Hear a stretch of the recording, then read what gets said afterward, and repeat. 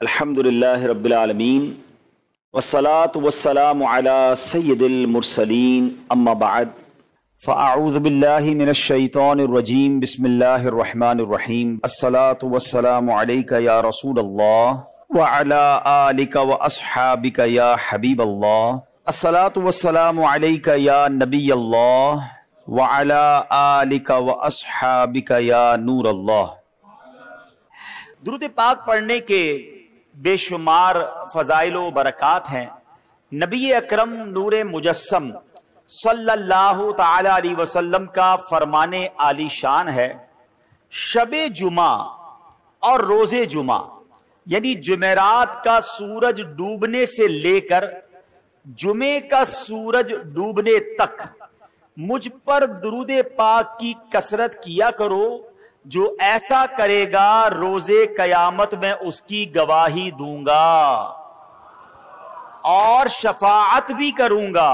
سبحان اللہ۔ یعنی یہ جو وقت گزر رہا ہے شب جمعہ اور روز جمعہ، یہ کثرت سے درود پاک پڑھنے کا وقت ہے۔ ان اوقات میں بالخصوص دیگر فضول باتوں سے بچ کر، فضول کاموں سے بچ کر زیادہ سے زیادہ درود پاک پڑھنے ہیں۔ آئیے مل کر محبت کے ساتھ بآواز بلند درود پاک پڑھ لیں۔ صلو علی الحبیب صلی اللہ تعالی علی محمد صلی اللہ علیہ وسلم۔ پیارے اسلامی بھائیوں، بیر صبا یہ ایک تاریخی شہر ہے جو کہ فلسطین کے قریب ہے۔ یہ بہت بڑا شہر بن گیا ہے۔ پہلے وہ ایک چھوٹا سا گاؤں تھا۔ عربی میں بیر کنویں کو کہتے ہیں، اور صبا کا معنی ہے 7، یہ جو گنتی والا 7 ہوتا ہے نا، 7۔ تو اب اس کو بیر صبا کیوں کہا جاتا ہے؟ 7 عدد والا کنواں، اس سے کیا مراد ہے؟ تو اس کے بارے میں مختلف روایات ہیں۔ ایک روایت یہ ہے کہ اللہ کے نبی حضرت ابراہیم علیہ السلام کو جب آگ میں ڈالنے کا واقعہ پیش آیا تو آگ جب آپ کے لیے گلزار بن گئی، اس واقعے کے بعد آپ نے ایک علاقے بابل کی طرف ہجرت کی اور مصر سے ہوتے ہوئے اس جگہ پر پہنچے جہاں یہ بیر صبا، یہ کنواں موجود ہے۔ اس وقت حضرت ابراہیم علیہ السلام کی عمر جوانی کی عمر تھی۔ اللہ پاک نے آپ کو بہت سارا مال عطا فرمایا۔ آپ کے پاس مویشی جو تھے، گائے، بھینسیں اور دیگر جانور بہت زیادہ ہو گئے تھے، یہاں تک کہ لوگ آپ کو شیخ صالح، نیک بزرگ کے نام سے پکارتے تھے۔ اللہ کے آپ نبی بھی تھے تو آپ سے بڑی لوگ محبت کرتے تھے، آپ کو شیخ صالح کہہ کے پکارتے تھے۔ اب یہ ہوا کہ آپ کی کچھ لوگوں نے بے ادبی کی اور آپ سے کہنے لگے کہ آپ یہاں سے چلے جائیں۔ حضرت ابراہیم علیہ السلام نے کوئی لڑائی جھگڑا نہیں کیا، اپنا سامان اٹھایا اور آپ اس علاقے سے چلے گئے اور جبرون نامی شہر تشریف لے گئے، جس کو آج کل اس شہر کو الخلیل کہتے ہیں۔ بہرحال اللہ کریم انبیاء کرام کی یہ ادبی کیسے معاف فرماتا؟ اللہ پاک تو اپنے نبیوں سے بڑی محبت فرماتا ہے۔ رب کریم بے ادبوں کو ضرور سزا دیتا ہے۔ اب کیا ہوا کہ اس علاقے کے لوگوں کو یہ سزا ملی کہ جب وہ اس کنویں کے پاس پہنچے جہاں سے پانی لیتے تھے، اس سارا کنواں جو ہے وہ سوکھ گیا تھا، بلکہ اس شہر میں جتنے بھی کنویں تھے سارے ہی سوکھ گئے تھے۔ یہ لوگ بڑے پریشان ہوئے کہ پانی کا ایک قطرہ نہیں، کدھر گیا پانی؟ کچھ لوگوں نے کہا کہ شیخ صالح کی بے ادبی کی ہے، اللہ کے نیک بندے کو ہم نے تنگ کیا ہے، یہ ہو سکتا ہے اسی وجہ سے بے ادبی کی ہمیں سزا ملی ہے۔ اب یہ لوگ پھر حضرت ابراہیم کی بارگاہ میں حاضر ہوئے، معافی مانگنے لگے کہ حضور ہمیں معاف کر دیں، ہم نے آپ کو باہر نکال دیا، حضور واپس آ جائیں، اس شہر میں پھر کرم فرمائیں۔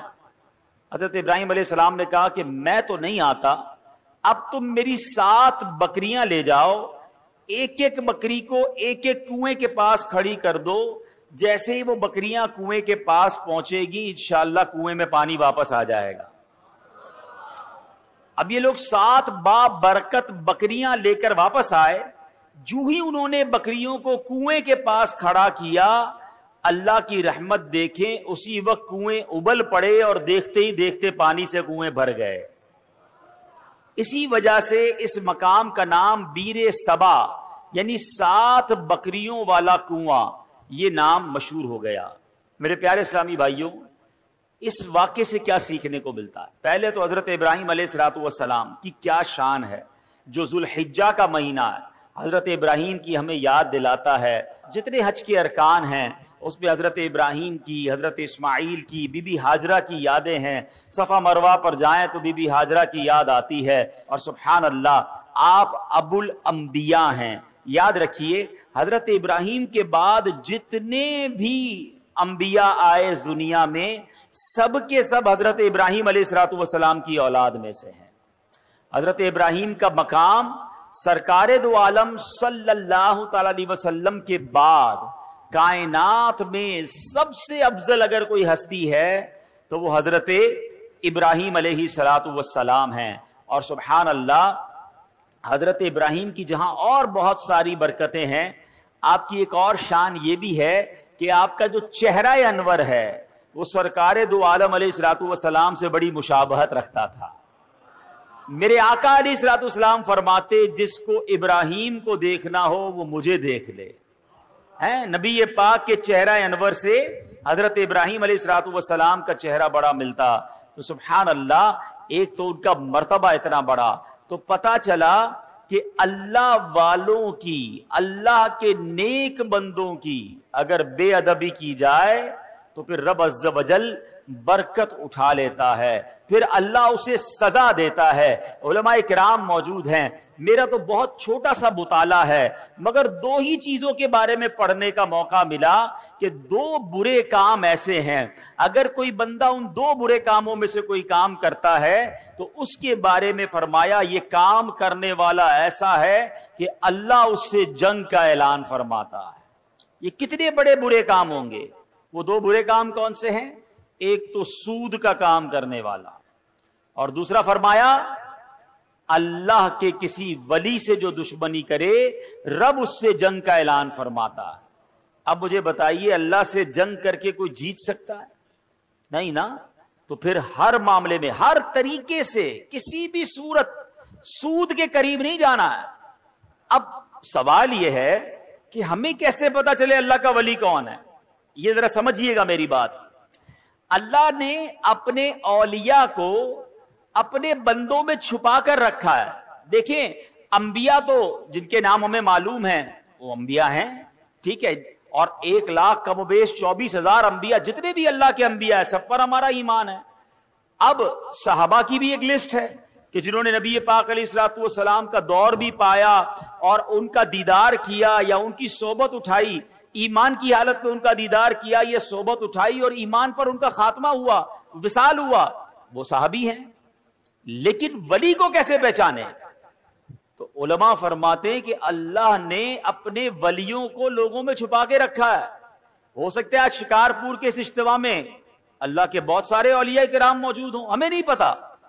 تو اب کرنا کیا ہوگا کہ ہمیں ہر مسلمان سے ادب سے بات کرنی ہے، ہر مسلمان سے پیار سے بات کرنی ہے، کسی کا دل نہیں دکھانا۔ کیا پتا میں کسی کے ساتھ بدتمیزی کروں وہی اللہ کا ولی ہو، اور ویسے ہر مسلمان کے ساتھ بدتمیزی سے بچنا ہے، ادب تو سب کا کرنا ہے، لیکن اللہ کے ولی کے ساتھ تو بیڑا غرق ہو جائے گا نا۔ تو اپنی زبان کو احتیاط سے استعمال کریں، لوگوں کے ساتھ جو ہے وہ بدتمیزی نہ کریں، کسی پر ظلم نہ کریں، کسی پر زیادتی نہ کریں۔ ہمیں کیا معلوم اللہ کی بارگاہ میں اس کا کیا مرتبہ ہے؟ بلکہ احادیث میں یہ مضمون ملتا ہے کہ کچھ لوگ ایسے ہوں گے کہ جو پراگندہ بال ہوں گے، یعنی بال بکھرے ہوئے ہوں گے، کپڑے ان کے اتنے اچھے نہیں ہوں گے، ان کو اپنی محفل میں کوئی نہیں بلاتا ہوگا، نہ آئے تو کوئی نوٹس بھی نہیں کرتا۔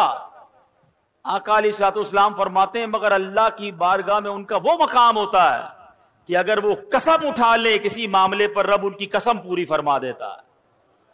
ہم تو عام طور پہ لوگوں سے ملتے بھی ان کے لباس کو دیکھ کر، ہاں یار یہ ذرا رکھ رکھاؤ والا ہے، اس سے ملنا ہے، اس کو ساتھ بٹھانا ہے، نہیں یار اس کے کپڑے میلے ہیں، یہ تو دکھنے میں بڑا غریب لگتا ہے، ٹوٹی ہوئی چپل پہن کر آیا ہے، اس کو کہاں اپنے قریب آنے دوں، اس کے کپڑوں سے بو آ رہی ہے۔ نہیں، کسی کے لباس، کسی کے حلیے، کسی کی غربت دیکھ کر اس کی بے عزتی نہیں کرنی ہے، سب کے ساتھ پیار سے پیش آئے۔ ہمیں نہیں پتا اگر وہ اللہ کا ولی ہوا اور کسی معاملے میں ہم سے ناراض ہو گیا نا تو چلتی گاڑی رک جانی ہے، سارے بنے کام بگڑ جانے، کیونکہ رب کا ولی ہے، رب کا دوست ہے۔ ہمیں نہیں پتا ہم کسی کے ساتھ زیادتی کریں اور پھر جب رب بدلا دے، رب کی قدرت کی طرف سے بدلا آتا ہے تو ہم مارے جائیں گے، ہم تباہ و برباد ہو جائیں گے۔ تو اے میرے پیارے اسلامی بھائیوں، پہلا مدنی پھول یہ لے کر جائیے، کسی مسلمان کے ساتھ زیادتی نہیں ہونی چاہیے، کسی مسلمان کو تکلیف نہ پہنچائیں۔ حدیث پاک میں آتا ہے من آذا مسلمن فقط آذانی، میرے آقا فرماتے جس نے کسی مسلمان کو تکلیف دی وہ ایسا ہے جیسا اس نے مجھے تکلیف دی۔ فرمایا ومن آذانی فقط آذ اللہ، اور جس نے مجھے تکلیف دی وہ ایسا ہے جیسے اس نے اللہ کو تکلیف پہنچائی۔ بات کہاں تک جاتی ہے؟ ایک مسلمان کو تکلیف دینے میں۔ اب وہ سوچے جو مسلمانوں کو گالیاں دیتے ہیں، وہ سوچے جو مسلمانوں کا مال دباتے ہیں، وہ سوچے جو چوریاں کرتے ہیں، جو زمین پر قبضہ کر لیتے ہیں، جو یتیم بیواؤں کا بلکہ اپنی بہنوں کا ورثہ دبا لیتے ہیں، وہ کیا جواب دیں گے اللہ کی بارگاہ میں؟ کیسے جواب دیں گے؟ تو کبھی کسی کو ہماری طرف سے تکلیف نہ ہو، اس بات کا خیال رکھیں۔ پھر اس واقعے سے ایک اور بات سیکھنے کو کیا ملی؟ سبحان اللہ، کہ تبرکات کی کیا ویلیو ہے۔ حضرت ابراہیم خود نہیں گئے، آپ نے 7 بکریاں بھیج دیں، اور جب وہ 7 بکریاں جاتی ہیں اس کی برکت سے سبحان اللہ ان کنووں میں پانی آ جاتا ہے۔ تو پتہ یہ چلا کہ اللہ کے جو اولیاء ہوتے ہیں، رب کے قریب جو لوگ ہوتے ہیں، ان کے قرب والی تبرک والی چیزوں میں بھی بڑی برکت ہوتی ہے۔ ان تبرکات کی برکات سے مشکلات ٹل جاتی ہیں، پریشانیاں حل ہوتی ہیں، دلوں کو سکون ملتا ہے، بیماریاں دور ہوتی ہیں۔ ارے جناب لوگ کہتے تبرک کی کوئی ریفرنس دیجئے، تبرک کیسے ہو گیا اور تبرک کا کیا جناب کوئی حقیقت ہے؟ ارے آپ نے اگر قرآن پڑھا ہوتا تو یہ سوال کبھی ذہن میں پیدا نہ ہوتا۔ پڑھیے سورہ یوسف، پڑھیے اس کی تفسیر۔ حضرت یعقوب علیہ السلام جب حضرت یوسف کی یاد میں آنسو بہاتے تھے، آپ کی بینائی کا ضعف بڑھ گیا، بینائی کمزور ہو گئی۔ بہت طویل واقعہ ہے۔ حضرت یوسف کو جب پتا چلا، جب آپ مصر کے بادشاہ بن چکے تھے، اللہ اکبر، حضرت یوسف بھی اللہ کے نبی ہیں، ذرا غور سے بات سنیے گا، حضرت یعقوب بھی اللہ کے نبی ہیں، یہ دونوں نبی اللہ سے یقیناً دعا کر سکتے ہیں، مگر حضرت یوسف اپنے بھائی کو کہتے ہیں ایسا کرو میرا یہ قمیص جو ہے لے جاؤ میرے والد کے پاس، ان کی آنکھوں پر رکھ دینا، اللہ اس کی برکت سے ان کی بینائی کا ضعف دور کر دے گا۔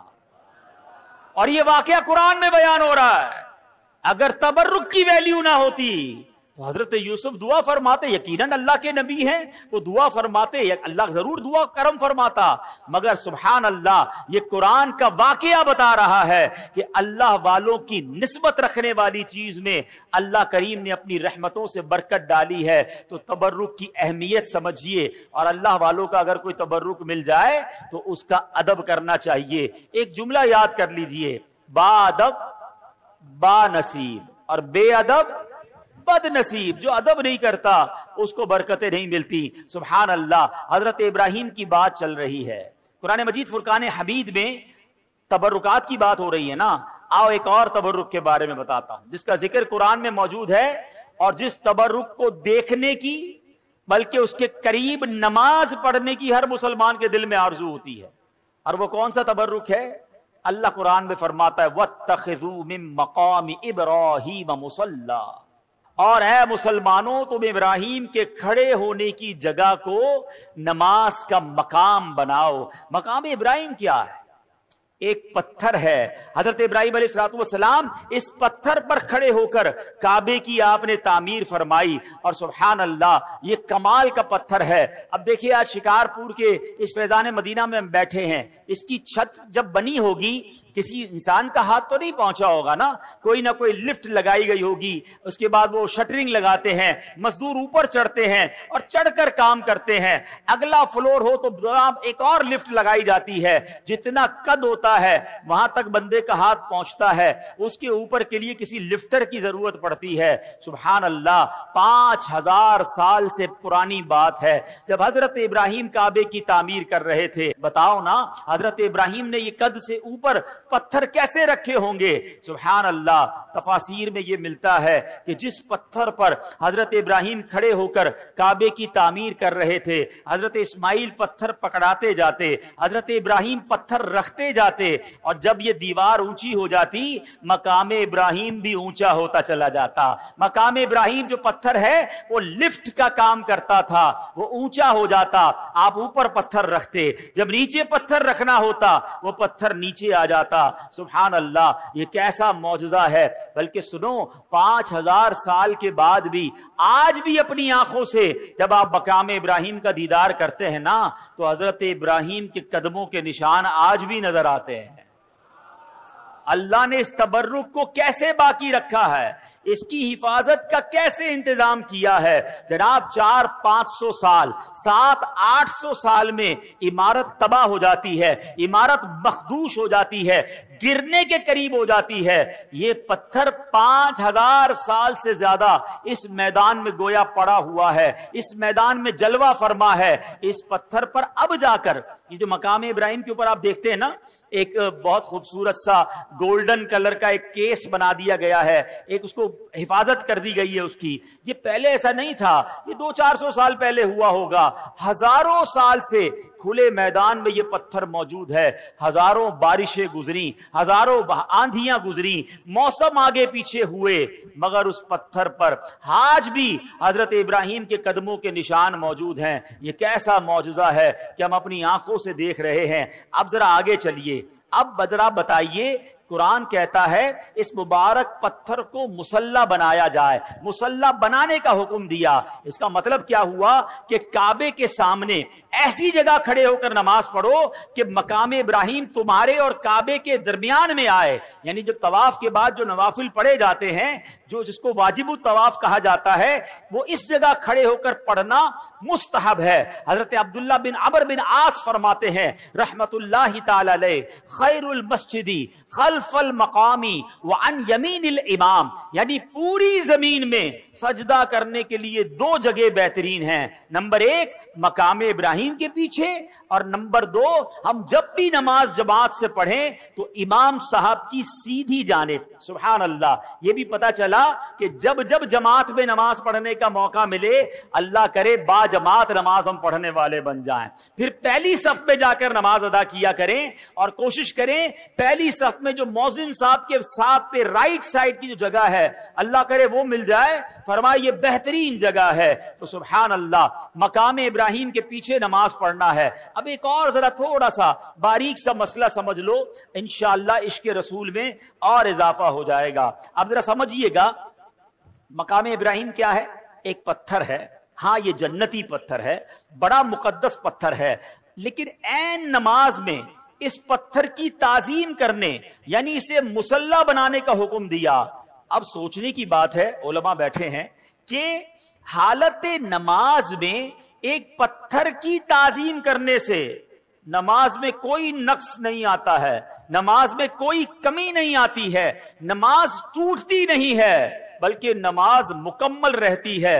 बल्कि तो भला खुद अंबिया इकराम अलैहिमुस्सलातु वस्सलाम, बल्कि नबियों के इमाम जनाब रसूलुल्लाह सल्लल्लाहु अलैहि वसल्लम का अगर किसी को नमाज में ख्याल आ जाए तो उसकी नमाज में कैसे खलल वाक़े होगा, उसकी नमाज में क्या कमी आ जाएगी। सुभान अल्लाह, सच यही है कि हालत नमाज में नबी की ताजीम का ख्याल आने से नमाज टूटती नहीं बल्कि कामिल व अकमल हो जाती है। किसी आशिक ने क्या खूब कहा, किया क्या करम किया तेरी याद ने, मुझे आ जगाया नमाज में, क्या करम किया तेरी याद ने, मुझे आ जगाया मेरी नमाज में, मेरे वो भी सजदे अदा हुए जो कज़ा हुए थे नमाज में। अल्लाह अकबर, यानी नबी पाक की याद अगर नमाज में आ जाती है तो गफलत की नींद उड़ जाती है। और सुभान अल्लाह, नमाज का तोहफा भी तो नबी पाक ने ही हमें दिया है, नमाज की तालीम भी नबी पाक अलैहिस्सलातु वस्सलाम ने हमें दी है।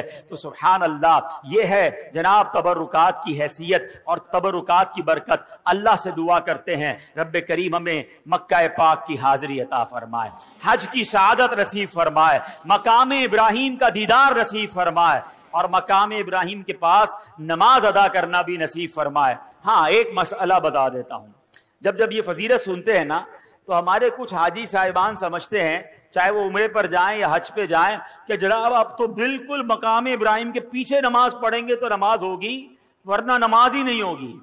تو اب اس کے لیے وہ جناب طواف روک کر 4-5 بندے ہاتھ باندھ لیتے ہیں کہ نہیں بھائی ادھر ہی نماز پڑھنی ہے. اب اس پہ ہزاروں لوگ گزر رہے ہوتے ہیں اور اب ماشاءاللہ طواف میں تعداد بھی زیادہ ہوتی ہے. تو اگر مقام ابراہیم پر آپ کو جگہ نہ ملے تو حرم پاک میں جہاں بھی جگہ ملے آپ وہاں پر واجب الطواف جو ہے جو نماز کے نوافل ہیں طواف کے وہ ادا کر سکتے ہیں. وہ کہیں بھی ادا کر لیں, مقام ابراہیم پر جا کر ادا کرنا ضروری نہیں ہے. بہرحال میرے پیارے اسلامی بھائیوں, حضرت ابراہیم کا ذکر خیر ہو رہا ہے. ایک مرتبہ حضرت ابراہیم علیہ الصلوۃ والسلام سمندر کے کنارے سے گزر رہے تھے. آپ سبحان اللہ, آپ علیہ الصلوۃ والسلام نے دیکھا کہ ایک لاش پڑی ہوئی ہے.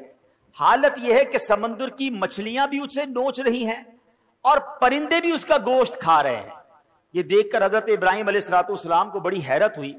ویسے حضرت ابراہیم علیہ الصلوۃ والسلام کا ایمان اور یقین کتنا پختہ تھا اس پر تو کوئی کلام نہیں ہو سکتا. آپ جیسا کامل ایمان والا کون ہو سکتا ہے؟ یہ تو صرف ایک حیرانی تھی کہ یہ لاش جب کئی سارے ٹکڑوں میں بٹ گئی ہے, اس کا کچھ گوشت مچھلیوں کے پیٹ میں چلا گیا ہے, کچھ پرندوں کے پیٹ میں چلا گیا ہے, کچھ پانی میں لگ کر گل گیا ہے. ایک لاش کے اتنے سارے ٹکڑے بٹ گئے ہیں, قیامت آنے میں ابھی صدیاں باقی ہیں. حیرت کی بات یہ کہ اللہ کیسے قیامت کے دن مردوں کو زندہ کرے گا اور یہ سارا گوشت جو اس کے جسم پر واپس آ جائے گا. تو سبحان اللہ, آپ نے رب کریم کی بارگاہ میں سوال کیا, ربی ارنی کیف تحیی الموتى, اے میرے رب تو مجھے دکھا دے کہ تو مردوں کو کس طرح زندہ فرمائے گا. اللہ اکبر. اب آپ کا ایمان تو مضبوط ہے مگر آنکھوں سے دیکھنا چاہتے ہیں. اس پر کوئی اعتراض کر سکتا تھا کہ شاید حضرت ابراہیم کو کوئی شک تھا, لہذا اللہ پاک نے حضرت ابراہیم علیہ الصلوۃ والسلام کی زبانی ہی جواب دلوایا. ارشاد ہوا اولم تؤمن, کیا تجھے یقین نہیں؟ حضرت ابراہیم نے عرض کیا بلا ولکن لیطمئن قلبی, یقین کیوں نہیں مگر یہ چاہتا ہوں کہ میرے دل کو قرار آ جائے, اپنی آنکھوں سے دیکھنا چاہتا ہوں مولا تیری قدرت کیسی ہے. سبحان اللہ, میں دیکھنا چاہتا ہوں, مجھے علم الیقین حاصل ہے, مجھے عین الیقین یعنی آنکھوں سے دیکھ کر مزید پکا یقین حاصل کرنا چاہتا ہوں. سبحان اللہ. رب کریم نے کیا حکم دیا, رب کریم نے یہ خواہش کیسے پوری فرمائی؟ فرمایا ابراہیم 4 پرندوں کو لو, ان 4 پرندوں کو اپنے ساتھ کچھ ہلا بھی لو, اب ان 4 پرندوں کو ذبح کرو اور ان سب کا قیمہ بنا کر 4 کو ایک دوسرے کے ساتھ ملا لو اور ان 4 ٹکڑوں کو مختلف جگہوں پر رکھ کر انہیں پکارو. اللہ اکبر. حضرت ابراہیم نے کیا کیا, 4 پرندے لیے, ایک مور لیا, ایک مرغ, ایک کبوتر اور ایک گدھ, یہ ایک روایت میں کوا, یہ 4 پرندے لیے, ان کو جناب ذبح کیا گیا. ان 4 کے سر حضرت ابراہیم نے اپنے پاس رکھ لیے اور اس کا قیمہ بنایا. قیمہ بنا کر 4 پہاڑوں پر الگ الگ رکھ دیا. کتنا مکسچر ہو چکا ہے. اور اب حضرت ابراہیم پکارتے ہیں, اے کبوتر, اے مور, یا ایتھا الحمامہ, یا ایھا الدیک. آپ نے اپنی آنکھوں سے دیکھا کہ وہ قیمے کے اجزاء اڑنے لگے اور سارے پرندے دوبارہ بن گئے. سر نہیں ہے مگر دوڑتے ہوئے آئے اور حضرت ابراہیم کے پاس جو سر رکھے ہوئے تھے اپنے اپنے سر کو گویا اپنے سر میں لگایا, اپنی گردن میں لگایا اور وہ دانہ چگنے لگے, پھر سے زندہ ہو گئے. اللہ اکبر. اللہ کریم نے حضرت ابراہیم کے سامنے اپنی قدرت کا کیا شاندار نظارہ دکھایا. یہ واقعہ قرآن میں موجود ہے مگر سبحان اللہ اس واقعے سے ہمیں بہت ساری باتیں سیکھنے کو ملتی ہیں. پہلی بات تو یہ سیکھنے کو ملی ہے کہ میرے رب کی قدرت کیسی ہے. میرا رب جو چاہے وہ کرنے پر قادر ہے. ان اللہ علی کل شیء قدیر. اور دوسری بات کہ حضرت ابراہیم نے پرندوں کو پکارا. قرآن کہتا ہے اے ابراہیم ان پرندوں کو پکارو, اور آپ نے پکارا یا ایھا الدیک, یا ایتھا الحمامہ, اے کبوتر, اے گدھ, اے مور, 4 پرندوں کو پکارا. سوال یہ ہے پرندے تو مر چکے تھے بلکہ ان کا تو قیمہ بھی بن چکا تھا, تو قیمہ بنے ہوئے مرے ہوئے پرندوں کو پکارنا جائز یا کہہ کر پکارنا جائز؟ تو اگر آج کوئی عشق رسول میں ڈوب کر یا رسول اللہ کہے تو تو اس کو تو کوئی پرابلم نہیں کسی کو ہونی چاہیے ہیں. اللہ کے نبی پکار رہے, قرآن میں رب فرما رہا ہے پکارو. اگر کوئی صحابی رسول کو پکارتا ہے یا صدیق یا عمر یا عثمان یا حیدر تو کوئی حرج نہیں ہے. غوث پاک کو پکارے, داتا حضور کو پکارے, حضرت امام حسن امام حسین کو پکارے. نبی اللہ جو ہوتے ہیں وہ حیات ہوتے ہیں, اپنی قبروں میں رزق پاتے, یہ تو حدیث پاک میں موجود ہے. تو اگر کوئی آج یا رسول اللہ کہے تو اس میں کوئی حرج نہیں, بلکہ چلے ایک اور بڑا آسان طریقے سے سمجھا دیتا ہوں. یہ تو میں نے قرآن کی بات کی ہے. حدیث پاک تقریباً سبھی لوگوں کو یہ دعا یاد ہوگی جب ہم قبرستان جاتے ہیں. مشکات شریف کی حدیث میں بھی یہ دعا موجود ہے اور کئی سارے لوگوں کو یاد ہوگی. قبرستان کی دعا یاد ہے نا, السلام علیکم یا اہل القبور یغفر اللہ لنا ولکم وانتم سلفنا ونحن بالاثر. کیا خوبصورت دعا ہے. بلکہ اس دعا میں ایک میسج بھی بڑا پیارا ہے. اللہ کرے قبرستان جائیں تو یہ دعا کا میسج بھی تو سمجھے. معنی کیا بنتا ہے اس دعا کا؟ السلام علیکم یا اہل القبور, اے قبر والو تم پر سلام ہو. یغفر اللہ لنا ولکم, اللہ تمہاری اور ہماری مغفرت فرمائے. وانتم سلفنا, تم پہلے چلے گئے. وَنَحْنُ بِالْأَثْرِ, ہمیں پیچھے آنا ہے. کاش قبرستان جا کر یہ بات سمجھ آ جائے کہ یہ پہلے چلے گئے ہیں, ہماری باری آنے والی ہے, مجھے بھی اسی قبر میں جانا ہے, میرا بھی سب کچھ پیچھے رہ جائے گا. میں دنیا کے پیچھے اتنا نہ بھاگوں کہ قبر میں جب جاؤں تو وہاں مار پڑے. کاش اس دعا سے ہم یہ سبق حاصل کریں. اور سبحان اللہ, ایک مسئلہ کیا حل ہو گیا مجھے بتائیے. قبرستان شکارپور میں بھی ہوگا نا, قبرستان میں نیک لوگ بھی دفن ہوئے ہوں گے, گناہگار بھی دفن ہوئے ہوں گے, نمازی بھی گیا ہوگا, بے نمازی بھی گیا ہوگا, عبادت گزار بھی گیا ہوگا, شرابی بھی گیا ہوگا. سارے قبرستان والوں کو جا کر آپ کیا کہتے ہیں؟ السلام علیکم یا اہل القبور. نیک کی قبر پر بھی یا اہل القبور, گناہگار کی قبر پر بھی یا اہل القبور. مجھے بتاؤ ایک عام مسلمان کو یا اہل القبور کہنے کی اجازت حدیث پاک کے ذریعے ہے. یہ دعا موجود ہے, نبی پاک یہ دعا کہتے ہیں. تو اگر میں داتا حضور کے قدموں میں جا کر کہوں کہ یا داتا حضور, تو اس میں کیا پرابلم ہے جناب؟ یہ تو حدیث پاک سے ثابت ہے. تو اس میں کنفیوز نہ ہوا کریں. امید ہے یہ مسئلہ بھی دور ہو گیا ہوگا. اچھا, یہاں علماء نے ایک بڑی پیاری اور بھی بات سکھائی, صوفیانہ تفسیر کی ہے اس واقعے کی. یہ جو 4 پرندے ہیں نا, کبوتر, مرغ, مور اور گدھ, فرمایا ان چاروں میں ایک بری خصلت ہے. جو مور ہے نا اس کو اپنی خوبصورتی پر بڑا ناز ہے, گھمنڈ, تکبر. جو مرغ ہے اس میں بڑی شہوت ہوتی ہے. فرمایا کبوتر بھی جو ہے اپنی اونچی اڑان پر بہت زیادہ غرور کرتا ہے, اور گدھ جو ہے اس کے اندر بڑی لالچ ہوتی ہے. کیا خوبصورت بات علماء کہتے ہیں, یہ 4 بری عادتیں ہیں. حضرت ابراہیم نے ذبح کیا نا ان 4 پرندوں کو. اگر تم بھی اپنے دل سے ان 4 بری عادتوں کو نکال دو, ان 4 بری خصلتوں کو ذبح کر دو, اس رب کریم نے 4 مرے ہوئے پرندوں کو زندہ کیا تھا, وہ تمہارے مردہ دل کو بھی زندہ فرما دے گا. تمہارے دل میں بھی نور علی نور ہو جائے گا.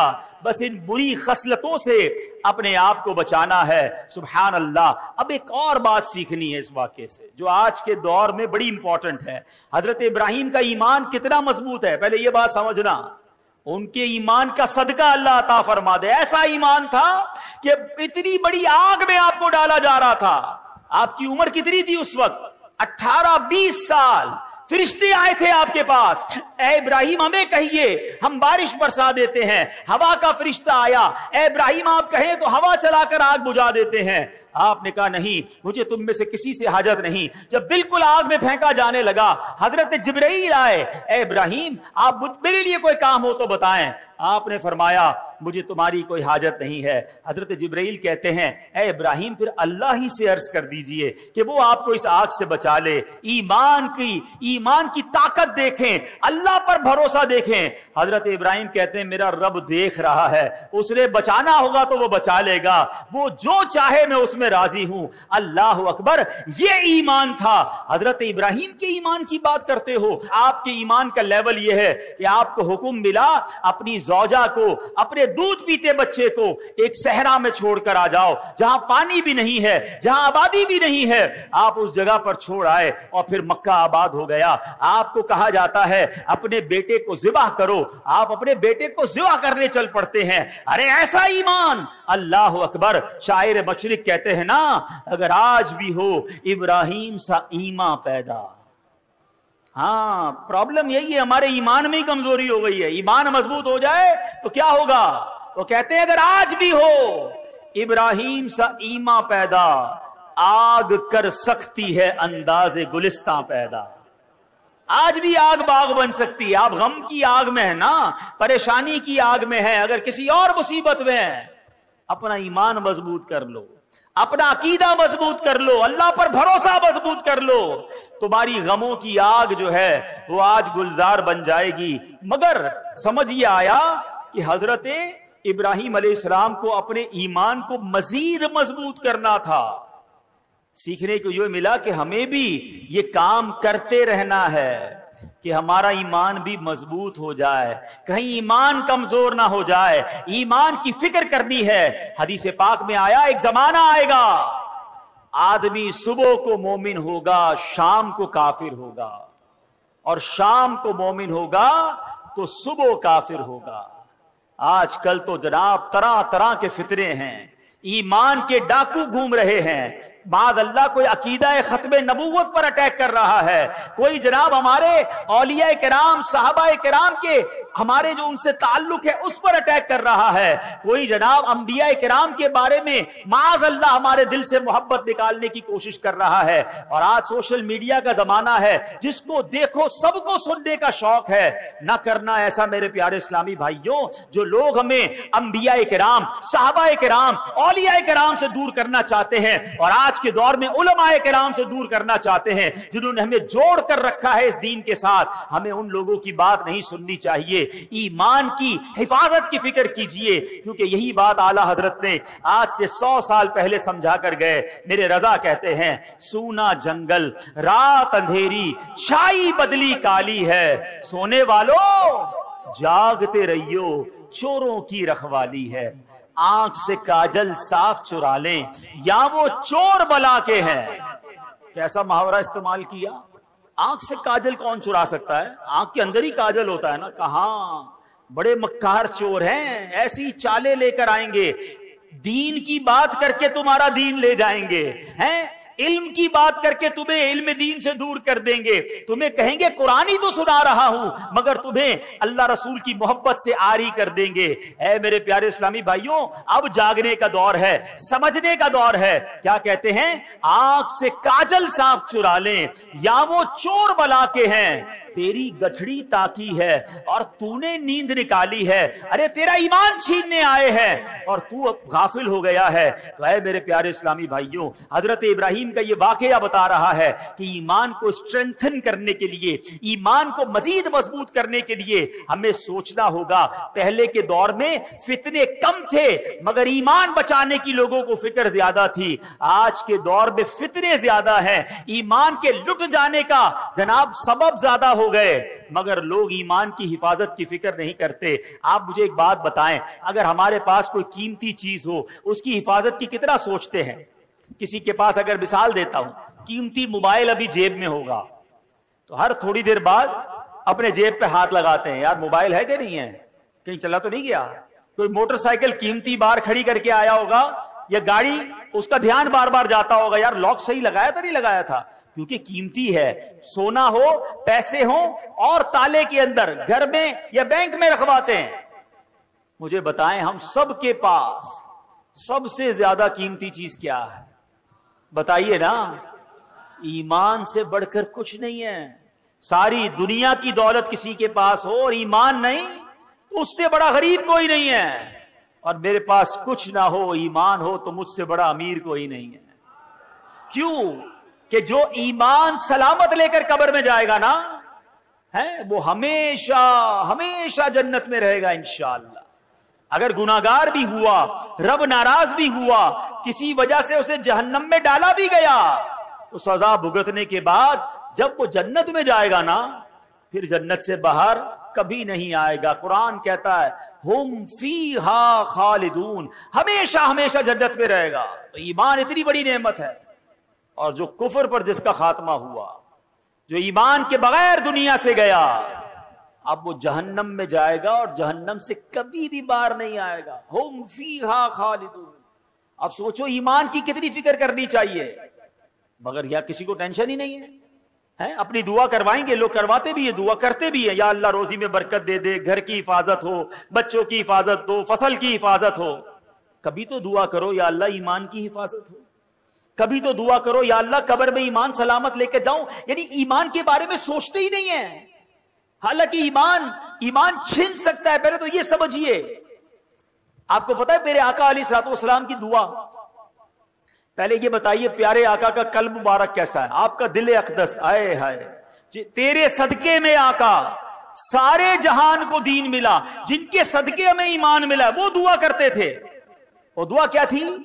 یا مقلب القلوب ثبت قلبی علی دینک, اے دلوں کو پھیرنے والے, میرے دل کو تیرے دین پر ثابت قدمی عطا فرما. یہ اللہ کے نبی دعا ہماری تعلیم کے لیے فرماتے. ہمیں ٹینشن ہی کوئی نہیں. ایمان کی مضبوطی کے بارے میں سوچئے. اب کیسے ایمان مضبوط ہو, آئیے سنتے ہیں. حدیث پاک میں ہے لا یؤمن احدکم حتی اکون احب الیہ من والدہ وولدہ والناس اجمعین. آقا فرماتے تم میں سے کوئی بھی اس وقت تک کامل ایمان والا نہیں ہو سکتا جب تک مجھے اپنے والدین, اولاد اور سب لوگوں سے بڑھ کر محبوب نہ بنا لے. تو ایمان کیسے مضبوط ہوگا؟ نبی پاک سے سچی محبت, سب سے زیادہ محبت. خالی نعرے نہیں, غلامی رسول میں موت بھی قبول ہے. بہت اچھا نعرہ ہے. جس کو موت قبول ہے اس کو نماز کیوں قبول نہیں ہے؟ اس کو حرام روزی چھوڑنا قبول نہیں ہے؟ اس کو بے حیائی کے کام چھوڑنا قبول نہیں ہے؟ جوئے اور شراب میں پڑے میں کہتے غلامی رسول میں موت بھی خود سوچئے نا. سچی محبت. مومن کامل کب ہوگا؟ جب نبی پاک سے سچی اور سب سے زیادہ محبت ہوگی. ایک اور ایمان مضبوط کرنے والے کام سنیں. آقا فرماتے ہیں اوثق عر الایمان الحب فی اللہ. آقا فرماتے ہیں اللہ پاک کی رضا کے لیے اللہ پاک کے بندوں سے محبت کرنا ایمان کی سب سے مضبوط رسی ہے. تو پتہ چلا اللہ کے نیک بندوں, ولیوں, صحابہ, اہل بیت سے محبت کرنا, ان سے اپنا روحانی تعلق مضبوط کرنے سے ہمارا ایمان پکا ہوتا ہے. تو اللہ والوں سے محبت کریں, اللہ کے بندوں سے محبت کریں, دشمنیاں چھوڑ دیں. ایک اور حدیث پاک نبی پاک علیہ الصلوۃ والسلام فرماتے ہیں تم میں سے کوئی بھی اس وقت تک کامل مومن نہیں ہو سکتا جب تک اس کی خواہشات میرے لائے ہوئے دین کے تابع نہ ہو جائیں. یعنی خواہشات پر نہیں چلنا ہے. میری خواہشات, میری تمنائیں سب پیچھے ہیں. پہلے میرا دین ہے, پہلے میرا مذہب ہے, پہلے اسلام ہے. لوگ کہتے ہیں سب چلتا ہے, بچوں کی خوشی میں سب چلتا ہے. نہیں میرے پیارے اسلامی بھائیوں, اپنی خواہشات کو مٹا کر اسلام پر عمل کرنا یہ ایمان کو مضبوط کرتا ہے. ایک اور حدیث پاک سنیں جو آج کے دور میں بڑی ضروری ہے. میرے آقا فرماتے صلی اللہ علیہ وسلم لا یؤمن احدکم حتی یحب لاخیہ ما یحب لنفسہ. تم میں سے کوئی بھی اس وقت تک کامل مومن نہیں ہو سکتا جب تک اپنے بھائی کے لیے بھی وہی پسند نہ کرنے لگے جو اپنے لیے پسند کرتا. اب کیا حال ہے؟ کیا آپ پسند کرتے ہیں آپ کی بے عزتی ہو؟ کیا آپ پسند کرتے ہیں آپ کو کوئی دھوکہ دے؟ کیا آپ پسند کرتے ہیں کہ آپ کا دل دکھایا جائے؟ کیا آپ پسند کرتے ہیں کہ آپ کے ساتھ ملاوٹ کر کے کوئی مال بیچے, آپ کا مال دبا لے؟ جب آپ اپنے لیے پسند نہیں کرتے تو آپ دوسرے کے لیے بھی یہ پسند نہ کریں. آپ بھی دوسروں کی عزت کریں, آپ بھی دوسروں کے ساتھ سچ بولیں, آپ بھی کسی کو دھوکہ نہ دیں. کیونکہ مومن وہ جب تک نہیں ہو سکتا جو اپنے لیے پسند کرے وہ اپنے بھائی کے لیے پسند نہ کرے. تو اے میرے پیارے اسلامی بھائیوں, ہمیں یہ بات سیکھنی ہے کہ اگر ایمان کو مضبوط کرنا ہے تو ان حدیثوں کو مضبوط کریں, ان احادیث پر عمل کریں. تو اے میرے پیارے اسلامی بھائیوں, ہمیں ان باتوں پر عمل کرنا ہے. اب اگلے چند دنوں کے بعد وہ مہینہ آ رہا ہے جس مہینے کو ذوالحجہ کا مہینہ کہا جاتا ہے. اور یہ کتنا مبارک مہینہ ہے. سرکار دو عالم صلی اللہ علیہ وسلم کا فرمان، ما من ایام العمل الصالح فیہا احب الی اللہ من ہذہ الایام. کوئی دن نہیں ہے کہ جس کا نیک عمل کرنا اللہ کے ہاں ان 10 ایام سے بڑھ کر محبوب ہو. یعنی عام دنوں میں نیکی کی جائے وہ بھی اللہ کو بڑی پیاری ہے، لیکن عام دنوں کی نسبت ذوالحجہ یعنی عشرہ ذوالحجہ جو ہے، ذوالحجہ کے جو پہلے 10 دن ہیں، اس کی نیکیاں اللہ کے ہاں بڑی محبوب ہیں. اور آگے ایک روایت میں ہے وَالْعَمَلُ فِيهِنَّ يُضَاعَفُ 700 ضِعْفٍ. ان دنوں میں نیکی کا ثواب 700 گنا بڑھا دیا جاتا ہے. تو سبحان اللہ، ان 10 دنوں میں خوب نیکیاں کیجئے. ہو سکے تو 9 دن روزے رکھیے. 10 ذوالحجہ کو عید والے دن روزہ نہیں رکھ سکتے کہ بلکہ 10 11 12 13 یہ 4 دن اور پھر عید الفطر 5 دن پورے سال میں روزہ رکھنا جائز نہیں. اور سبحان اللہ، علماء کہتے ہیں یہ جو 4 دن ہے نا بقرہ عید کے، یہ روزہ نہ رکھو، یہ اللہ کی طرف سے تمہاری دعوت ہے. ہاں، باقی 9 دن خوب روزہ رکھیں، عبادت کریں. اور سبحان اللہ، ان دنوں میں حاجی اپنی زندگی کے خوشگوار یادگار ایام منا رہے ہوتے ہیں. اللہ جو اس سال حج پر جا رہے ہیں ان کا حج قبول فرمائے، اور جو تڑپ رہے ہیں رب کریم ہمیں بھی اس در کی حاضری نصیب فرمائے. حضرت ابراہیم علیہ السلام نے ہمارے لیے ایک پیغام بھی بھجوایا ہے، یہ پتہ ہے آپ؟ ہاں، اللہ کے خلیل نے، حضرت ابراہیم علیہ السلام نے ہم امتیوں کے لیے، سرکار علیہ السلام کی امتیوں کے لیے ایک پیغام بھجوایا. وہ کیا ہوا کہ معراج کی رات میرے آقا فرماتے ہیں میری ابراہیم علیہ السلام سے ملاقات ہوئی. آپ نے فرمایا اے محبوب علیہ السلام اپنی امت کو میرا سلام پہنچائیے. آئے ہائے، اللہ کے نبی حضرت ابراہیم ہمیں سلام عطا فرما رہے ہیں. اور پھر فرمایا کہ اے محبوب صلی اللہ علیہ وسلم اپنی امت کو فرمائیے کہ جنت پاک اور زرخیز زمین ہے اور خالی میدان کی صورت ہے. بے شک یہاں کے باغات سبحان اللہ، الحمدللہ، لا الہ الا اللہ اور اللہ اکبر ہیں. یعنی جنت کی زمین خالی ہے. بندہ جب یہ تسبیح کرتا ہے اس جنت میں درخت لگتے رہتے ہیں. یا رسول اللہ اپنی امت سے فرمائیے ان کلمات کا کثرت سے ذکر کیا کریں تاکہ جنت میں ان کے لیے زیادہ سے زیادہ باغات لگتے رہیں. کاش ہم درخت لگانے لگیں تو کچھ موسم بھی ٹھیک ہو جائے.